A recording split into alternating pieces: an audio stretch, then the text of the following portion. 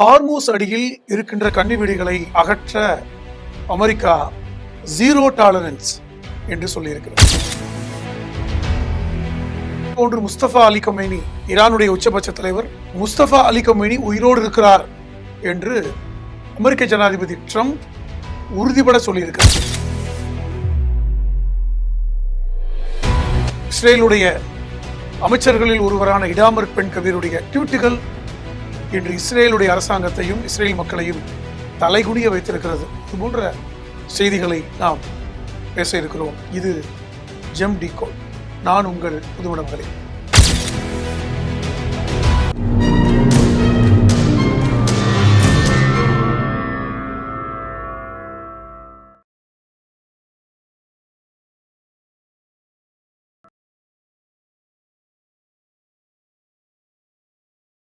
ஒமானுடைய வெளியுறவு அமைச்சர் பதர் அல் ஃபுதைத், இவர் ஈரானுடைய வெளியுறவு அமைச்சர் அப்பாசி அராக்கியை சந்தித்து இந்த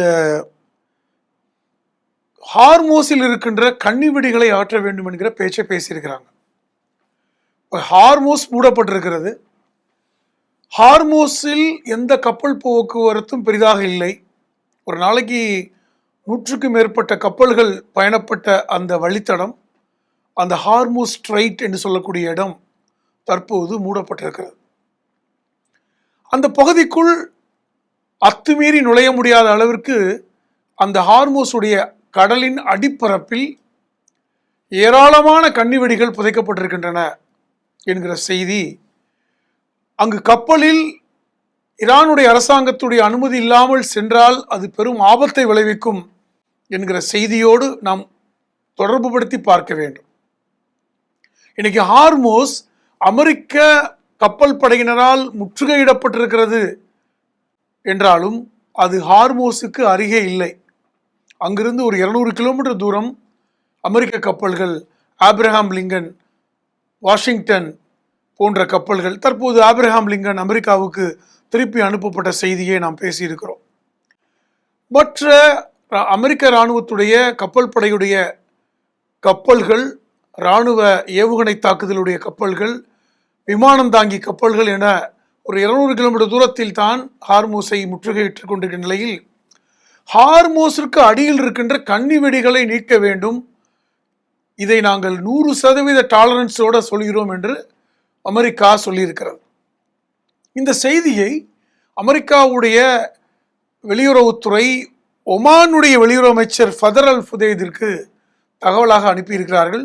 தற்போது ஒமானுடைய வெளியுறவு அமைச்சர் ஈரானுடைய வெளியுறவு அமைச்சர் அப்பாசி அராக்கியோடு இதை பற்றி பேசிக்கொண்டிருக்கின்ற செய்திகள் முக்கியமானது.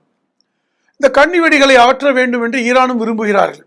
காரணம், அமெரிக்காவுக்கும் ஈரானுக்குமான இந்த உடன்படிக்கை ஒருவேளை வெற்றிகரமாக நடைபெற்றிருந்தால் அது இந்நேரம் ஹார்மோஸில் ஒரு கப்பல் போக்குவரத்தை எளிமையாக ஆக்கியிருக்கும். என்றாலும் இந்த கன்னிவெடிகளை அகற்றாமல் கப்பல் போக்குவரத்து சாத்தியமில்லை என்கிற இடத்தில் அமெரிக்கா இந்த கன்னிவெடிகளை உடனடியாக அகற்ற வேண்டும் என்று ஒமானுக்கு நெருக்கடி கொடுக்கிறது.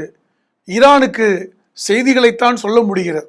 காரணம், ஒமானும் ஈரானும் தான் இந்த ஹார்மோஸுடைய கட்டுப்பாட்டில் தற்போது வைத்திருக்கிறார்கள். 2020ஆம் ஆண்டு மார்ச் மாதம் இந்த யுத்தம் கடுமையாக இருந்த காலகட்டத்தில் ஈரானுடைய IRGCன்னு சொல்லக்கூடிய அந்த ஈரான் ரெவல்யூஷனரி கார்ட் கார்ப்ஸ் என்று சொல்லக்கூடிய புரட்சிகர படை தான் இந்த வேலையை செய்தனர் என்று ஈரானே ஒப்புக்கொண்ட ஒரு செய்தி தான். இவர்கள் சிறிய படகுகளில் பயன்படுத்தி இந்த கன்னிவெடிகளை வைத்ததை அப்பொழுது உலகமே பதைப்பதைப்போடு பார்த்ததை நாம் இங்கு கவனத்தில் கொள்ள வேண்டும். சி மைன்ஸ் என்று சொல்லக்கூடிய இந்த கன்னிவெடிகள் தற்போது வெற்றிகரமாக நீக்க முடியுமா என்கிற கேள்வியும் தற்போது எழுந்திருக்கிறது. ஐரோப்பா நாடுகள் பலவும் நாங்கள் இந்த கன்னிவெடிகளை அகற்றுவதற்கு உதவி செய்கிறோம் என்று பிரிட்டனும் பிரான்சும் முன்வந்த நிலையில், இல்லை எங்களுக்கு இந்த உதவி தேவையில்லை, நாங்களே இதை நீக்குகிறோம் என்று ஈரான் முயற்சி செய்வதாக இன்னைக்கு தகவல் வருகின்றன. இந்த ஹார்மோஸ் கடியில் இருக்கின்ற கன்னிவெடிகளை நீக்குவதில் உள்ள சிக்கல்கள் என்ன? முக்கியமாக விவாதிக்கப்பட வேண்டிய செய்தி இதுதான். காரணம், இந்த கன்னி வெடிகள் ஓரிடத்தில் வைக்கப்பட்டாலும் அது அதே இடத்தில் நிலை பெற்று நிற்கவில்லை. காரணம், இந்த கன்னி வெடிகள் கடலுடைய ஆழத்தில் வேகத்தின் அடிப்படையில் இடமாறி சென்றிருக்கலாம் என்கிற அச்சமும் இருக்கிறது. காரணம், கடலுக்கு அடியில் இருக்கின்ற இடர்பாடுகள், கடலுக்கு அடியில் இருக்கின்ற கற்களுக்கு இடையிலே இந்த கன்னி வெடிகள் சிக்கி கொண்டு அதை துல்லியமாக கண்டறிய முடியாமல் இருக்கின்ற ஒரு கடுமையான சூழல் இருப்பதாகவும் சொல்லப்படுகிறது. காரணம், இந்த துல்லியமாக கண்டறிவதில் சிக்கல்களும் இருக்கின்றன. ஓரிடத்துல கன்னிவெடி வைக்கப்பட்டால் அது அங்கிருக்கின்ற மணல் புயல், பொதுவாக பாலைவனங்களில், அரபு நாடுகளில், பாரசீக போன்ற பகுதிகளில் இந்த மணல் புயல்கள் இயல்பாக நடக்கும். அது கடலுக்கு அடியிலும் அந்த மணல் புயலுடைய தாக்கம் இருப்பதன் காரணமாக இது என்ன ஆகும் என்றால், இந்த கன்னி வெடிகள், கடலுக்கு அடியிலே இருக்கின்ற இந்த சீ மைன்ஸ் என்று சொல்லக்கூடிய கன்னி வெடிகள் இடம் மாறி போகின்ற வாய்ப்பு இருப்பதாகவும், இது பல ஆயிரம் கன்னி வெடிகள் உள்ளே இருப்பதால் அதை நீக்குவதற்கு இன்னும் பல காலம் பிடிக்கும் என்று தகவல். அது அமெரிக்கா இது 0 டாலரன்ஸ் என்று சொன்னாலும் அதில் இருக்கின்ற சிரமங்கள் மிக முக்கியமானது. இதை நீக்காமல் ஹார்மோஸில் கப்பல்கள் செல்ல முடியாது என்பதுதான் நிதர்சனமான உண்மையாக இருக்கிறது. இரண்டாவது முக்கியமான செய்தி, ஈரானுடைய அதிபர் முஸ்தபா அலி கமேனி, ஐதுல்லா அலி கமேனியுடைய மகன், அவர்தான் இப்பொழுது ஈரானுடைய உச்சபட்ச தலைவர். அவர் வெளி உலகத்துக்கு வருவதில்லை, வெளி உலகத்தில் தன்னை அவர் காண்பித்துக் கொள்வதில்லை அல்லது பேட்டி கொடுப்பதில்லை, மக்களை சந்திப்பதில்லை. ஆகவே அவர் உயிரோடு இருக்க மாட்டார் என்கிற செய்திகளை இஸ்ரேலிய ஊடகம் தொடர்ச்சியாக பரப்பியது. அல் ஜசீரா போன்ற ஊடகங்கள் கூட முஜ்தபா அலி கமேனி இருக்கிறாரா என்கிற கேள்வியை எழுப்பியதை நம்ம பார்க்க முடிகிறது. ஆனால் அவர் இருக்கிறார் என்பதற்கான ஆதாரங்கள், பல அறிக்கைகள் வந்தன. ஆனால் இஸ்ரேல் போன்ற நாடு அதை ஏற்றுக்கொள்ளவில்லை. ஆனால் அமெரிக்க ஜனாதிபதி ட்ரம்ப் நேற்று முன்தினம் ஒரு ஊடகத்துக்கு கொடுத்த அந்த பேட்டியில் ஈரானுடைய உச்சபட்ச தலைவர் அலி ஐதுல்லா கமேனி, முஜ்தபா அலி ஐதுல்லா கமேனி உயிரோடு இருக்கிறார் என்பதை நான் நம்புகிறேன் என்று சொல்லியிருக்கிறார். இது முக்கியமானது. இதை பேட்டி எடுத்தவர் ஒன்றும் சாதாரண நபர் அல்ல.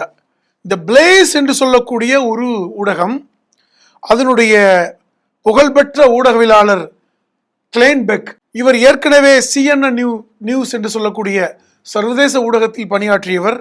ஃபாக்ஸ் நியூஸ், அமெரிக்காவில் புகழ்பெற்ற ஃபாக்ஸ் நியூஸில் ஒரு முக்கியமான ஊடகவியலாளர். அவர் தற்போது தி பிளேஸ் என்று ஒரு ஊடகத்தை வைத்திருக்கிறார். இவர் அமெரிக்க ஜனாதிபதி ட்ரம்போடு நெருக்கமாக இருக்கின்ற ஊடகவியலாளர். பொதுவாக ஊடகவியலாளர்களை பார்த்து அமெரிக்க ஜனாதிபதி ஃபேக் நியூஸ் அப்படிம்பார். ஆனால் இந்த பிளேஸ் அமெரிக்காவுடைய நம்பகத்தன்மையுடைய ஊடகம். இதனுடைய CEO தான் இந்த கிளைன் பெக். அவருக்கு கொடுத்த பேட்டியில் ஈரானுடைய ஜனாதிபதி உயிரோடு இருக்கிறார் என்று தான் நம்புவதாக ட்ரம்ப் வெளிப்படையாக சொன்ன செய்தி. இது முக்கியமாக பரபரப்பாக பேசப்படுகிறது. ஆனால் அவர் ஏன் வெளியே தலைகாட்ட பயப்படுகிறார் என்கிற கேள்வியும் இன்னைக்கு பத்திரிகையாளர்கள் எழுப்புகிறார். அவர் ஏற்கனவே பிப்ரவரி மாதம் ஈரான் அமெரிக்காவுடைய ஏவுகணை தாக்குதலில் அப்போது இருந்த உச்சபட்ச தலைவர் ஐதுல்லா அலி கமேனி, அவருடைய குடும்பத்தினர் இந்த பங்கர் பஸ்டர் ஏவுகணை தாக்குதலில் உயிரிழந்தது நமக்கு தெரியும். அந்த ஒட்டுமொத்த குடும்பத்தினரும் பெரும்பாலானவர்கள் உயிரிழந்த நிலையில் இந்த முஸ்தபா அலி கமேனியும் கொல்லப்பட்டிருக்கலாம் என்கிற பேச்சு இருந்தது. ஆனால் அவர் உயிரோடு இருக்கிறார், அவர்தான் ஈரானுடைய அடுத்த உச்சபட்ச தலைவர் என்று ஈரான் அரசாங்கம், அந்த சுப்ரீம் கவுன்சில், பொதுவாக ஈரானை ஆட்சி செய்வது சுப்ரீம் கவுன்சில் தான், அந்த சுப்ரீம் கவுன்சில் அறிவித்த போது கூட முஜ்தபா அலி கமேனி வெளி உலகத்துக்கு வரவில்லை. ஆனால் அவர் தற்போது உயிரோடு இருப்பதை ஈரான் உறுதி செய்த நிலையில் அமெரிக்க ஜனாதிபதி ட்ரம்பும் உறுதி செய்திருக்கிறார். அப்ப ஈரானில் நடப்பது ஒரு ஷேடோ கவர்மெண்ட் என்கிற வார்த்தையையும் ட்ரம்ப் பயன்படுத்தியிருக்கிறார். ஒரு நிழல் அரசாங்கம் ஈரானை ஆட்சி செய்கிறது. இப்போ பொதுவாக ஒரு அதிபரை சந்திக்க வேண்டுமென்றால் அதிகாரிகள் எளிதாக சந்திக்க முடியும். உயர் பொறுப்பில் இருக்கின்ற அந்த கவுன்சில் அல்லது அமைச்சர்கள், ஈரானுடைய ஜனாதிபதி என்று உயர் பொறுப்பில் இருப்பவர்களெல்லாம் எளிதாக சந்திக்க முடியும். ஆனால் இந்த பிப்ரவரி மாதம் முதல் கிட்டத்தட்ட ஒரு 6 மாதத்திற்கு மேலாக முஸ்தபா அலி கமேனியை இந்த உயர் பொறுப்பில் இருப்பவர்கள் சந்திக்க முடியவில்லை. இதுதான் சந்தேகத்தை கொடுத்தது. காரணம், இந்த உயர் பொறுப்புகளில் இருப்பவர்களில் சிலர் அவர்கள் அமெரிக்காவின் கைக்கூலியாக இருப்பார்களோ என்கிற அச்சம் ஈரானுடைய அரசுக்கு இருந்தது. ஏற்கனவே பல்வேறு ஏவுகணை தாக்குதலில் பலரும் ஈரானில் வைத்து கொல்லப்பட்ட நிகழ்வு நமக்கு தெரியும். ஹமாஸுடைய தலைவர் இஸ்மாயில் ஹனியா அவர் ஈரானுடைய ஜனாதிபதி மசூத் பெசிக்கியானியுடைய பதவியேற்பு விழாக்கு சென்ற நிலையில் அவர் இஸ்ரேலுடைய ஏவுகணை தாக்குதல், அது அமெரிக்காவுடைய ஏவுகணை தாக்குதல் மூலமாக கொல்லப்பட்டது மூலமாக அவருடைய பயணம் எப்படி வெளியே தெரிந்தது என்று ஈரான் அரசாங்கம் அதிர்ச்சியை வெளிப்படுத்தியதை பார்க்கிறோம். இப்போ அலி அயதுல்லா கமேனியுடைய மரணம் எல்லாமே இவருடைய இடம் எப்படி எதிரிகளுக்கு தெரிந்தது என்கிற அந்த சந்தேகம் ஈரானிய அரசாங்கத்துக்கு இருக்கிறது. ஆகவேதான் முஜ்தபா அலி கமேனியுடைய இருப்பிடம் படு ரகசியமாக வைக்கப்பட்டிருக்கிறது என்று சொல்கிறார். அவரை எளிதாக எவரும் சந்திக்க முடியாது. ஒரு கோட் வேர்ட் மூலமாக சந்திக்கிறார்கள், அல்லது ஒரு ரகசியத்தை அல்லது ஒரு செய்தியை அவரிடம் கொண்டு சேர்ப்பதற்கு 2-3 அடுக்குகளை வைத்து சந்திக்கிறார்கள் என்றெல்லாம் இன்னைக்கு செய்திகள் வருகின்றன.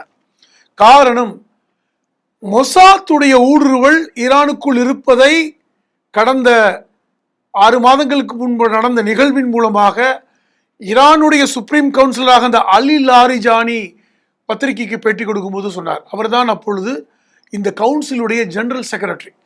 இந்த அலி லாரிஜானியும் கொல்லப்பட்டார். ஆகவேதான் முஜ்தபா அலி கமேனியுடைய இருப்பிடத்தை படு ரகசியமாக ஈரான் அரசாங்கம் வைத்திருக்கிறது என்பதை நாம் புரிந்து கொள்ள முடிகிறது. மற்றொரு முக்கியமான செய்தி, இஸ்ரேலுடைய அமைச்சர்களில் ஒருவரான இடாமர் பென்கவிர், இவர்தான் அங்கு இருக்கின்ற அமைச்சர்களில் ஒரு முக்கியமானவர். இவர் அடிப்படையில் இஸ்ரேலுடைய மத குருவாகவும் இருக்கக்கூடியவர் தான் இந்த இடாமர் பென்கவிர். இவருடைய ட்வீட்டுகள் உலகத்தை அதிர்வை ஏற்படுத்தக்கூடிய ட்வீட்டுகளாக இருக்கின்றன என்று இன்னைக்கு சர்வதேச ஊடகங்கள் பேசத் தொடங்கி இருக்கின்றன. கடந்த காலங்களில் பல்வேறு செய்திகளை இவர் அப்பட்டமாக பேசினார். மனித உரிமை மீறல் செய்திகளை கூட அவர் ட்வீட்டுகள் செய்ததை பார்க்க முடியும். உதாரணமாக, அவர் சமீபத்தில் ஜூன் மாதம் அவர் கொடுத்த ட்வீட் ஒன்று, லெபனான் முழுவதும் பற்றி எறிய வேண்டும் என்று ஒரு ட்வீட் பண்ணினார் ஜூன் மாதம். இது லெபனான் அரசாங்கமே அதிர்ந்து போய் இந்த ட்வீட் நீக்கப்பட வேண்டும் என்று சொன்னதையெல்லாம் நாம் பார்த்தோம். அதே போன்று இஸ்ரேலிய தாய்மார்களுடைய ஒரு தாயுடைய கண்ணீர் ஆயிரக்கணக்கான லெபனான் தாய்மார்களுடைய கண்ணீருக்கு சமம். ஆகவே லெபனான் மக்கள் கொல்லப்பட வேண்டும் என்று ஒரு ட்வீட் போட்டிருந்தார். இது பெரிய அளவில் மனித உரிமை ஆர்வலர்களால் மிகப்பெரிய அளவில் பேசப்பட்டது. இது ஒரு மோசமான ட்வீட், இது ஒரு மனிதாபிமானற்ற ஒரு ட்வீட் என்றெல்லாம் பேசப்பட்டது. அதே போன்றுதான் அவர் சமீபத்தில் இன்னொரு ட்வீட் போட்டிருந்தார், டெஹரான் இன்றோடு அழிந்து விட்டது என்று போட்டிருந்தார். அவருடைய ட்வீட்டுகள் எல்லாமே மனித உரிமைக்கு எதிரான ஒரு ட்வீட் என்று பார்க்க முடிகிறது. சொல்ல போனால் இஸ்ரேலுடைய பிரதமர் பெஞ்சமின் நெதன்யாகுவே இந்த ட்வீட்டுகள் நீக்கப்பட வேண்டும், இது இஸ்ரேலுடைய பண்புகளுக்கு எதிரானது, இதுதான் முக்கியமானது. ஏற்கனவே இஸ்ரேலை பற்றிய, இஸ்ரேலுடைய பண்புகளை பற்றியெல்லாம் உலகம் பார்த்து வியந்து கொண்டிருக்கிறது. இஸ்ரேலுடைய பண்புகளே மனித உரிமைக்கு எதிரானது என்றெல்லாம் உலகம் கருத்துக்களை சொன்ன நிலையில் பெஞ்சமின் நெதன்யாகு சொன்னார், இடாமர் பென்கவினுடைய ட்வீட்டுகள் இஸ்ரேலுடைய பண்புகளுக்கு எதிரானது. இது ஒரு கெலிக்கூத்தாக இருந்தாலும் குறைந்தபட்சம் சாத்தான் வேதம் ஊதுகின்ற அந்த ஒரு உதாரணத்தை கூட நாம் பொருத்தி பார்க்கலாம். இஸ்ரேலுடைய பிரதமரே இந்த ட்வீட்டுகளை பார்த்து அதிர்ந்து போகின்ற ட்வீட்டுகள் என்பதுதான் முக்கியமானது. காரணம், அதைவிட இந்த மாதம் ஆகஸ்ட் மாதம் முதல் 2வது வாரத்திலே அவர் போட்ட ஒரு ட்வீட், காசா என்கிற நகரம் மனித உயிர்கள் அற்ற நகரமாக மாற வேண்டும் என்பதுதான். இது சகித்து கொள்ள முடியாத ஒரு ட்வீட். காசாவில் இன்னைக்கு வடக்கு காசா, தெற்கு காசா என்று இருக்கிறது. இன்னைக்கு வடக்கு காசாவில், தெற்கு காசாவில் மக்கள் பெரும்பாலானவர்கள் இல்லை, இடிந்த இடிபாடுகள் தான் இருக்கின்றன, கட்டடங்கள் எல்லாம் உடைந்து நொறுங்கி இருக்கின்றன. மக்கள் எல்லோருமே இன்னைக்கு தெற்கு காசாவில் இருக்கிறார்கள். 10 லட்சம் பாலஸ்தீனியர்கள் ஒரு 10 கிலோமீட்டர் சுற்றளவிற்குள் இருக்கிறார்கள். உலக அளவிலே நெருக்கடியான நகரம் காசா என்றெல்லாம் சொல்லக்கூடிய நகரம். இந்த நகரம் மனித உயிரற்ற நகரமாக இருக்க வேண்டும் என்று இந்த இடாமர் பெண்கவருடைய ட்வீட், இது ஒரு மனித அறத்துக்கு எதிரானது என்று சொல்வதை விட ஒரு அகோரமான ஒரு ட்வீட். அந்த ட்வீட் இன்றும் நீக்கப்படாமல் இருப்பதுதான் பெரிய அளவில் இன்னைக்கு உலக நாடுகள் சகித்து கொள்ள முடியாமல் கருத்துக்களை சொல்வதையும் பார்க்க முடிகிறது. அன்பு நேயர்களே, இந்த ஜெம் டிகோடில் மற்றும் ஒரு உலக செய்தியோடும் மற்றும் ஒரு சுவாரஸ்யமான விவரங்களோடு உள்ள செய்திகளோடும் நான் உங்களை மீண்டும் சந்திக்கிறேன். அதுவரை நன்றி நேயர்களே.